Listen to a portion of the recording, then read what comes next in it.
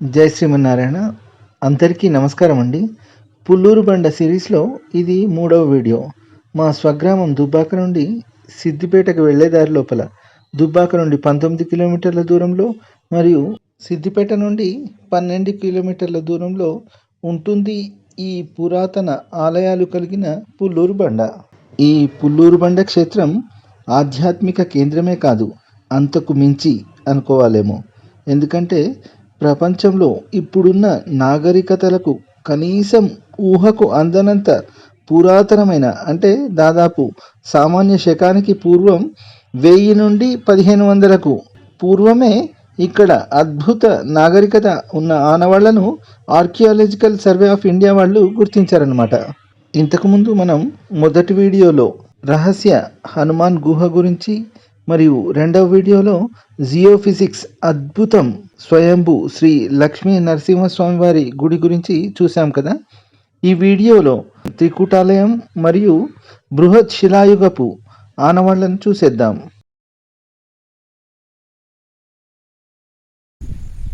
ఇది శ్రీ లక్ష్మీ నరసింహస్వామి వారి స్వయంభూ దేవాలయం. ఇందాక మనం చూసాం కదా. ఇది ఆలయ కోనేరు. ఆలయ కోనేరు పక్కన ఇటువైపు అదే కాకతీయులు నిర్మించిన శివాలయం ఒకటి ఉంది.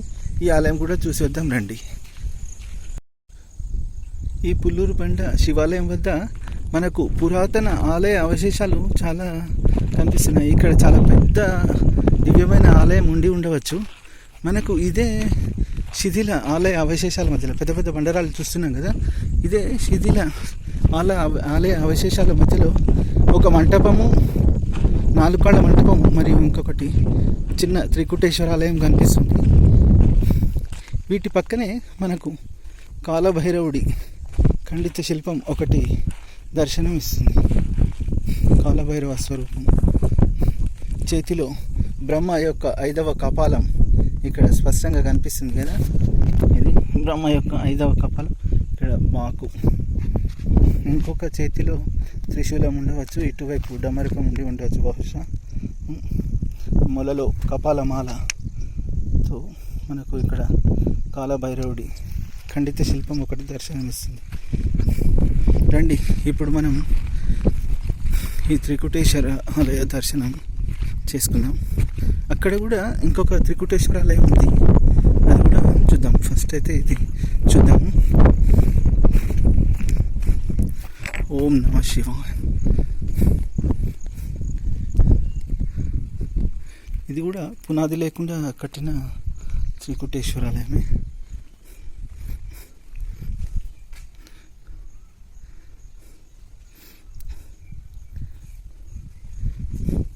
ఇక్కడ ముందుగా మనకు ఖండితమైన పానవట్టం దర్శనమిస్తుంది. ఎదురుగా అందమైన ఉత్తరాసి చేరేడ్లు, ప్రవేశ ద్వారానికి ఇరువైపులా చండీశ్వర్లు కనిపిస్తున్నారు. ప్రవేశ ద్వారానికి ఇరువైపులా ఉన్న ద్వారపాలకులు అన్నమాట. మనకు నాగదేవత దివ్యమంగళ స్వరూపం ఇక్కడ దర్శనమిస్తుంది. నాగదేవత అంటే మానసాదేవిగా కొలుసుకుని ఇక్కడ తర్వాతి కాలంలో పెట్టిన మామూలు విగ్రహాలు. పైన ఒకటి సర్వంగ సుందరంగా చెక్కబడిన పద్మం కనిపిస్తుంది.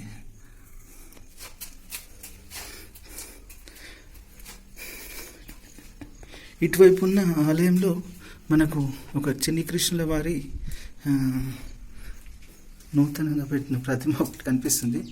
ఏమాత్రం ఖాళీగా ఉన్నట్టే ప్రస్తుతానికి. ఇక్కడ మనకు కళ్యాణి చాళుక్యుల పీరియడ్ నాటిది తెలియవస్తుంది. ఇది ఇక్కడ మనకు ఇవి కనిపిస్తున్నాయి కదా, పూర్ణ కుంభాలు మరియు మానసాదేవి విగ్రహం. అంటే మనం ఇది కళ్యాణి చాళుక్యుల కాలం లేదా కాకతీయుల మొదటి కాలంది అనుకోవచ్చు. ఈ రాళ్ళు, పెద్ద పెద్ద రాళ్ళు మాత్రం చాలా బాగా చేశారు. ఈ జాయింట్స్ మొత్తం పర్ఫెక్ట్గా పెట్టిందన్నమాట. ఇది ఆలయంలో మనకు ఒక శిలాశాసనం ఉండాలి. ఇటువైపు కూడా ఇంకొక ఆలయం ఉండింది, అది వెనక వైపు పడిపోయి నాకేం తెలుస్తలేదు. దీనికి కూడా ప్రవేశ ద్వారానికి ఇరువైపులా పూర్ణ కుంభాలు ఉన్నాయి. ఇది పడిపోయింది మొత్తం, ఇటువైపు ఓపెన్ అయిపోయింది అనమాట, ఓపెన్ అప్ అయిపోయింది. ఇది ఈ శివాలయం యొక్క విశేషాలు. చూస్తున్నాం కదా, చాలా పెద్ద పెద్ద రాళ్ళు అట్లే యాజ్ ఇట్ ఈస్గా పెట్టేసిండ్రు, అంటే స్తంభాల వల్లే యూజ్ చేసుకున్నారనమాట.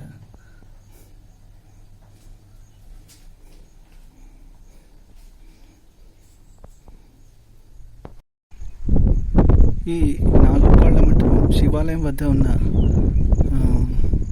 2 త్రికూటాలయాల వద్ద ఉన్న ఈ 4 కాళ్ళ మంటపం చాలా చెక్కు చెదరకుండా అలాగే ఉంది. దీనికి ఒకటి గమనిస్తే పలక భాగం ఉంది, చుట్ట భాగం మిస్ అయిపోయింది, కిందంతా స్తంభ భాగం పాద భాగం మాత్రం యాజ్ ఇట్ ఈస్గా ఉంది. దీనికి ఇక్కడ డిజైన్ బాగా ఉంది, బీమ్స్ కింద. ఇది స్వామివారి కళ్యాణ సమయంలో స్వామివారిని ఎదుర్కొనే మంటపం అని అయ్యగారు చెప్తున్నారు, బాలకిషన్ అయ్య గారు. ఇక్కడ ఈ స్తంభానికి ఇది కనిపిస్తున్నాయి కదా, ఈ హోల్స్ ఇక్కడ బహుశా దీనికి బ్రాకెట్స్ ఇలా హుక్స్ పెట్టి ఉండవచ్చు, ఇక్కడ నుంచి ఇక్కడి వరకు బ్రాకెట్స్ పెట్టి ఉండవచ్చు. చూపించాను. ఇక్కడ ఈ ఆలయంలో ఒకటి శిలాశాసనం ఉందని చెప్తున్నారు, రాసింది ఓం నమ శివాయ, ఇక్కడ రాసింది. ఇక్కడ ఈ స్తంభానికి రాసి ఉంది. మనకు టీ న్యూస్ రంగాచారి దగ్గర ఉంది ఈ ఫుల్ డీటెయిల్స్, దీనికి సంబంధించిన డీటెయిల్స్, ఈ శాసనం యొక్క డీటెయిల్స్ రంగాచార్య వద్ద ఉంది. ఇక్కడ అయితే రాసి ఉంది ఈ స్తంభానికి, మనకు సున్నం పెయింటింగ్ పైన అయితే కనిపించట్లేదు. ఆ విశేషాలు అయితే మీకు తప్పకుండా తెలియజేస్తాను, చూడండి. ఇక్కడ కొండపైన త్రికూటేశ్వరాలయం మనకు కనిపిస్తుంది కదా, ఇక్కడ లక్ష్మీ నరసింహస్వామి వారి ఆలయము. అదే కొండపై ఉత్తరం వైపున మనకు గరుడాళ్వార్ స్వయంభూ దర్శనం లభిస్తుంది. పెద్దగా చెక్కిన విగ్రహం ఇక్కడ మనకు దర్శనం ఇస్తుంది.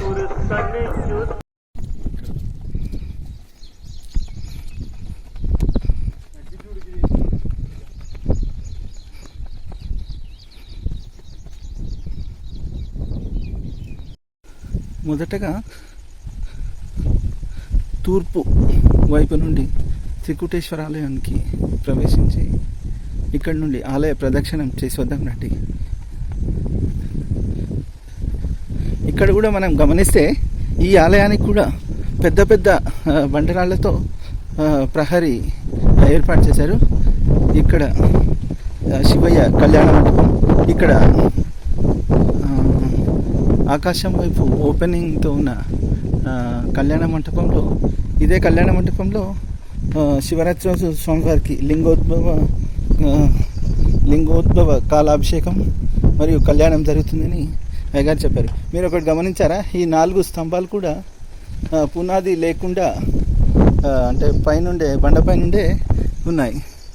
ఆ కాలం నుండి ఈ కాలం వరకు ఇది ఇలా ఉండడం కూడా గొప్ప విశేషమనే చెప్పుకోవచ్చు. ఈ మనకి ఇక్కడ కనిపించే కాంపౌండ్ వాళ్ళు కూడా ఏ విధమైన పునాది లేకుండా ఉంది. చూశారు కదా ఎంత పెద్ద పెద్ద బండరాళ్ళు ఉన్నాయో. ఇది మన ఆలయం, త్రికూటేశ్వర ఆలయం. ఇది మనం ఈ చిన్న గుడి చూసాం కదా ఇందాక, సూర్యభగవానుడు, మనసాదేవి నాగదేవతగా ఇక్కడ స్థానికులు పిలుచుకునే నాగదేవత. ఇది మనం చూసాం కదా పరివారంతో సహా, పార్వతి, వినాయకుడు, కుమారస్వామితో సహా కొలువై ఉన్న శివయ్య దర్శనం ఇందులో విగ్రహ రూపంలోనూ మరియు లింగ రూపంలోనూ మనకు ఇక్కడ దర్శనమిచ్చే మహాక్షేత్రం గర్భగుడి ఇది. ఇక్కడ ఈ టెంట్ మొత్తం ఎండకు భక్తులకు అసౌకర్యం కలగకుండా వేశారనమాట.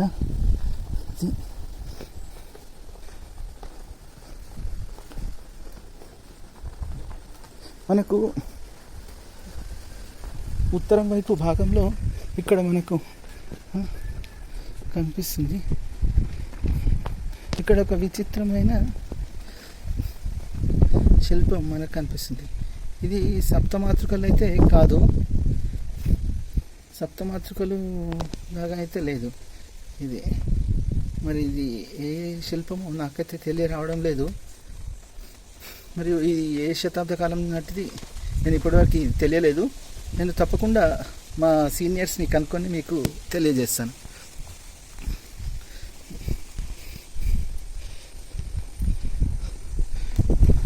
ఇది ఇంకొక వైపు ప్రవేశ ద్వారం. ఇక్కడ ఖండిత లింగం ఒకటి మనకు కనిపిస్తుంది, పానవట్టము.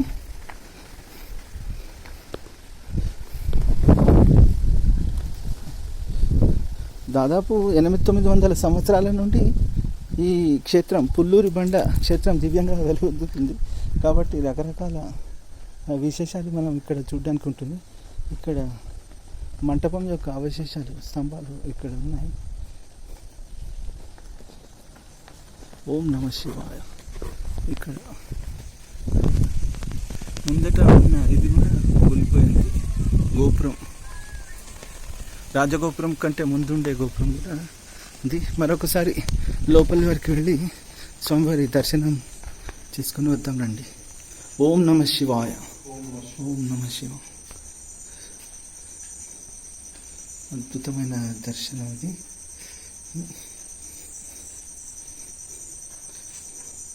ఇక్కడ ఆలయానికి 3 వైపులా ఓపెనింగ్ ఉంది. ఇది ఇటు 3 వైపులా ఓపెనింగ్ ఉంది.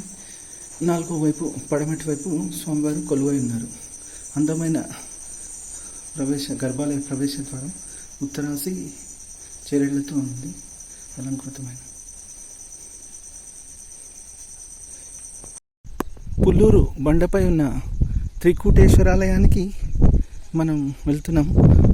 తూర్పు ప్రవేశ ద్వారం గుండా మనం లోపలికి స్వామివారి దర్శనానికి వెళ్తున్నాం.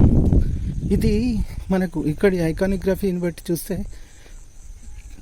కాకతీయుల కంటే పూర్వకాలందిగా, కళ్యాణ చాళుక్యుల కాలం నాటిదిగా ఇది తెలియవస్తుంది. అద్భుతమైన ఈ శివాలయ దర్శనం చేసుకున్నాం రండి. ముందుగా మనకు నవరంగ మంటపము,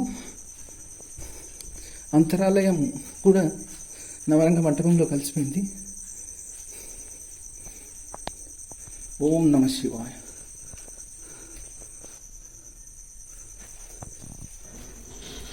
అత్యద్భుతమైన ఓం నమస్తే అస్తు భగవాన్ విశ్వేశ్వరాయ మహాదేవాయ త్రయంబకాయ త్రిపురాంధకాయ త్రికాలగ్నికాలాయ కాలాగ్నిరుద్రాయ నీలకంఠాయ మృత్యుంజయాయ సర్వేశ్వరాయ సదాశివాయ. ఓం శ్రీమాన్ మహాదేవాయ నమః. ఓం నమ శివాయ. ఇప్పుడు ఈ ఆలయం గురించి ఈ ఆలయ పూజారి గారి మాటల్లో తెలుసుకుందాం రండి. ఓం నమ శివాయ గారు. ఓం నమ శివాయ. బోలో గణేష్ మహారాజ్ కి జై. జై జై. ఓం నమ శివాయ. హర హర మహాదేవ. ఈ క్షేత్రము ఇది పుణ్యక్షేత్రము. భక్తులు ప్రతి సోమవారం వచ్చి స్వామివారు అన్నదానం జరుగుతుంది. పొద్దున ఉదయం ఉప్మా టిఫిన్ చేయడం జరుగుతుంది. ఇక్కడ భక్తులు స్వామివారికి కొంగు బంగారంగా కోరికలు తీర్చుకునేందుకు మహాదేవుని దగ్గరికి దర్శనం గురించి వస్తుంటారు. స్వయం మహాదేవుని యొక్క దర్శనం మహాభాగ్యంగా భావించి భక్తులు నమ్మకంగా వచ్చి వాళ్ళ మొక్కులు చెల్లించుకొని భక్తులు ఈ స్వామివారికి అనుగ్రహం ఉన్నదని వాళ్ళు చెప్తుంటారు. ఈ క్షేత్రంలో ఇలా జరుగుతుంది. ఇది మహిమగల క్షేత్రం. శివ పరివారందరూ ఆ విగ్రహం పైన ఆ కొలువుదీరి ఉన్న మందిరము. ఇలాగనే మళ్ళా ఇక్కడ స్వామివారు అప్పుడు పూర్వకాలంలో ఇలా మొత్తం బండ అరిగిపోయి ఉంది. అప్పుడు ఎంత పూజ జరిగిందో ఇది ఇక్కడ అయ్యగారు కూర్చున్న ప్రకారంగా చూస్తే బండ అంతా అరిగిపోయి ఉంది. ఇక్కడ అసలు బండ అరిగిపోయి ఉంది. ఇక్కడ మళ్ళా బయట కళ్యాణ మండపం సుతం ఉన్నది. ఇక్కడ ఓకే, బందుకు చూపిస్తాను. ఓకే. ఇక్కడ ఈ గుడికి ఎక్కడెక్కడి నుంచి వస్తారు భక్తులు? భక్తులు చుట్టుపక్కల గ్రామాలందరూ ఇక్కడికి స్వామివారికి పూర్వకాలం నుంచి ఈ చుట్టుపక్కల గ్రామాలు మొత్తం రామంజ, లింగరెడ్డిపల్లి, మల్యాల, జక్కాపురం, గురులగుండి, కామారెడ్డి, నిజామాబాద్ నుంచి కూడా వస్తారంట, హైదరాబాద్ అక్కడి నుంచి కూడా వస్తారంట. చుట్టుపక్కల గ్రామాలు మొత్తం బయట ఊర్లు చూద్దాం, హైదరాబాద్, కామారెడ్డి, నిజామాబాద్, ఇది మళ్ళీ ఇది మహారాష్ట్ర, ఇట్లా బొంబాయి, చాలా దూరం నుంచి భక్తులు వస్తున్నారు, పోతుంటారు. స్వామి వారి యొక్క గొప్ప విషయం ఏంటంటే స్వామి వారు ప్రతి ఒక్కరికి అనుగ్రహించినట్టుగా స్వామి అనుగ్రహం అలా ఉంటది. ఇది చాలా పెద్ద పుణ్యక్షేత్రం.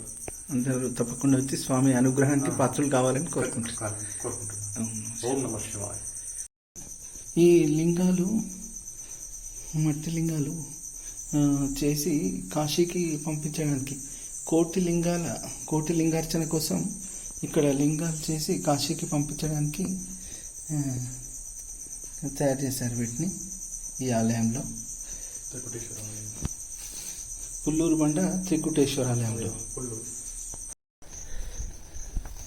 ఈ ప్రధాన ఆలయం పక్కన మనకు సూర్య భగవానుడి ఆలయము మరియు సంతాన నాగదేవత, అదే మనం కళ్యాణి చాళుక్యుల కాలం నాటి మానసాదేవిగా చెప్పుకుంటాం కదా, మానసాదేవి నాగదేవతగా సంతానానికి, దాంపత్య జీవితానికి గుర్తుగా ఉండే సంతాన దేవత విగ్రహము. మరియు ఇక్కడ సూర్య భగవానుడు, చాలా అత్యంత అరుదుగా కనిపించే సూర్య భగవానుడి విగ్రహం ఇక్కడ మనకు కనిపిస్తుంది. అక్కడ కూడా ఒకటి సూర్య భగవానుడి విగ్రహం ఉంది. ఇది శివుడి విగ్రహం, ఖండిత శిల్పం ఇది మాత్రం. ఇది పైన ఆలయ పైకప్పు భాగంలో అందమైన డిజైన్ ఒకటి కనిపిస్తుంది.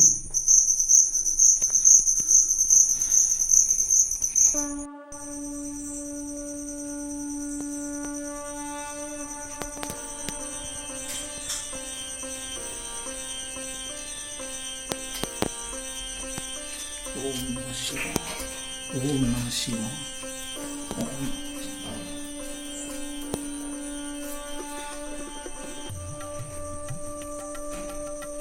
ఆ సదాశివుడి దివ్య స్వరూపం, దివ్యమంగళ స్వరూపం కనులారా దర్శించండి, వీక్షించండి, తరించండి. పార్వతీ అమ్మవారి దివ్య స్వరూపం. ఇక్కడ మనకు వినాయకుడు కనిపిస్తున్నారు. అభయముద్రలో స్వామివారు ఒక చేతితో త్రిశూలం, ఇంకొక చేతితో కాలస్వరూపమైన సర్పాన్ని పట్టుకుని ఉన్నారు. తన వామాంకంతో పార్వతీ అమ్మవారిని పట్టుకుని ఉన్నారు. పార్వతీ అమ్మవారి ఒడిలో మనకు కుమారస్వామి వారు ఉన్నారు, మనం దర్శించలేదు. స్వామివారి మెడలో మనకు లింగం కనిపిస్తుంది, చూసారనుకుంటాను. స్వామివారి కవచ కుండలాలు కూడా కనిపిస్తున్నాయి చెవులకి. పూర్ణాలంకృతుడైన స్వామివారిని ఇక్కడ మనకు దర్శనం ఇస్తున్నారు. అద్భుతమైన దర్శనం, దివ్య దర్శనం ఇది. ఓం నమః శివాయ. అందరూ మనసులో గట్టిగా తలుచుకోండి స్వామివారిని. అనేక కోరికలు కోరుకోండి. స్వామివారు ప్రసాదించడానికి రెడీగా ఉన్నారు. మీ కోరికలు నెరవేరిన వెంటనే పుల్లూరు బండకు వచ్చి స్వామివారి దర్శనాన్ని చేసుకోండి.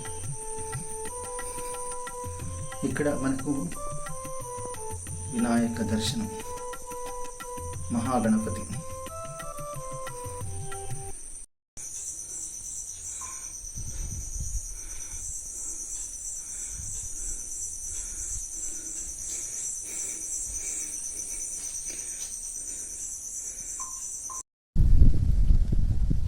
ఇక్కడ సప్తమాతృకలుగా తోస్తున్న 7 శిల్పాలు అయితే ఇక్కడ మనకు కనిపిస్తున్నాయి. ఇలాంటి శిల్పం అయితే నేను ఎక్కడ చూడలేదు. వారి పాదాల వద్ద వివిధ రకాలైన జంతువులు మనకి ఇక్కడ కనిపిస్తున్నాయి. మీకు స్పష్టంగా కనిపిస్తుంది అనుకుంటాను. ఇది సప్తమాతృకలు నేను ఇప్పటివరకు చూసిన దానికైతే ఇది భిన్నంగా ఉంది. కాకపోతే కత్తి, గద, సర్పము అలా పైకి లేపి ఇక్కడ ఉంది. వీర వనితల వలె కనిపిస్తుంది. ఇక్కడ కింద వివిధ రకాలైన జంతువులు ఇక్కడ కనిపిస్తున్నాయి మనకు. వీటి గురించి తెలుసుకోవాలి ఇంకా నేను. పుల్లూరు బండ శివాలయం వద్ద మనకు పెట్రోక్లైవ్స్, చాలా అరుదైన పెట్రోక్లైవ్స్ ఇక్కడ మనకు కనిపిస్తున్నాయి. ఇక్కడ ఉండే బాలకిషన్ గారు దీన్ని ప్రత్యేకంగా కాపాడారు అని చెప్పుకోవచ్చు.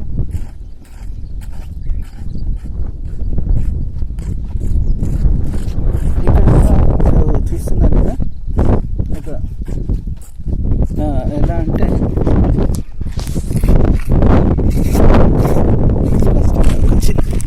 ఇలా ఇలా ఉంది, ఇలా రౌండ్గా ఉంది, పైన ఇలా గీతలాగా ఉంది, పైన మాత్రం గీతలాగా. ఇక్కడ మాత్రం మనకు కనిపిస్తుంది. పెట్రోక్లైవ్స్ పక్కనే సేమ్ ఇదే బండ ఉంది కదా, పెద్ద ఏకశిల బండ. ఓకే, ఇక్కడ మనకు చిన్న ఇది మీరు చూపించండి స్వామి, ఇది మొత్తం చిన్నగా రౌండ్గా ఇటువైపు రండి నీడగా, ఇట్లా రౌండ్గా చెక్కిన బొద్దులు లాంటివి కనిపిస్తున్నాయి మొత్తం. అట్లా అవన్నీ మొత్తం ఇంటూ షేప్ లోపల చెక్కి ఉండి కనిపిస్తున్నాయి. ఇది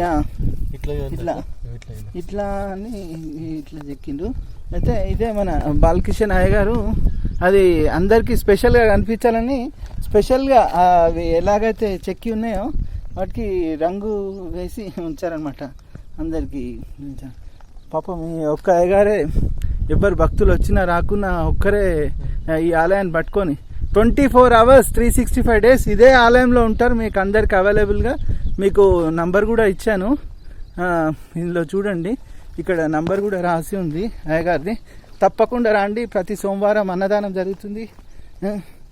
మీకు తోచినంత తోచినంత ఇస్తే మంచిదే, ఇవ్వకున్నా కూడా పర్వాలేదు, కనీసం దేవాలయానికి వచ్చి మీరు దేవుణ్ణి దర్శనం చేసుకుంటే అది కూడా 10,000 అని స్వామివారు భావిస్తున్నారు. ఇక్కడ ఆధ్యాత్మికత మరియు చారిత్రక విశేషాలు ఎన్నో కుప్పలు తెప్పలుగా మన కోసం వేచి చూస్తున్నాయి. తప్పకుండా మన జాతి సంరక్షణ చేసుకోవాల్సిన బాధ్యత అయితే మనదే అని నేను అనుకుంటున్నాను. తప్పకుండా రావాలి మీరందరూ. ఇదే త్రికుటేశ్వరాలయానికి ముందట మనకు పూర్వ చరిత్ర యుగపు ఆనవాళ్ళు గ్రూవ్స్ కూడా కనిపించాయి. ఇది మాత్రం ఆలయ నిర్మాణ సమయంలో ఉపయోగించిన రోలు కావచ్చు బహుశా.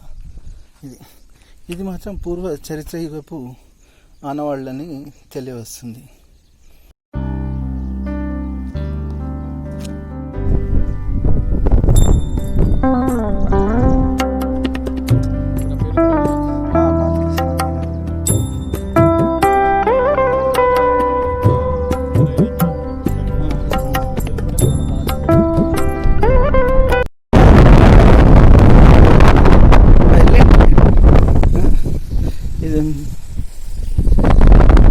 సహజంగా ఏర్పడిన చాలా వందల సంవత్సరాల నుంచి ఇలా ఉంది కాబట్టి ఇట్లా జాతర అంతా కింది వరకు ఉంటుంది. ఇక్కడ ఉత్సవ సమయంలో వస్తారు కదా, చాలా పిల్లలకి విశేషంగా ఆకట్టుకునే ఇది సహజంగా ఏర్పడిన జారుడు బండ అన్నమాట. ఇలా జారి ఇంకా నున్నగా అయిపోయింది ఇది. ఈ గ్రూవ్ అనేది అట్లా ఏర్పడింది. మన శివాలయం ఉంది కదా, శివాలయంకి ఇట్లా వాయువ్యం ఆగ్నేయ మూలలో ఈ జారుడు బండ ఉంటుందన్నమాట. ఇలా అని కింద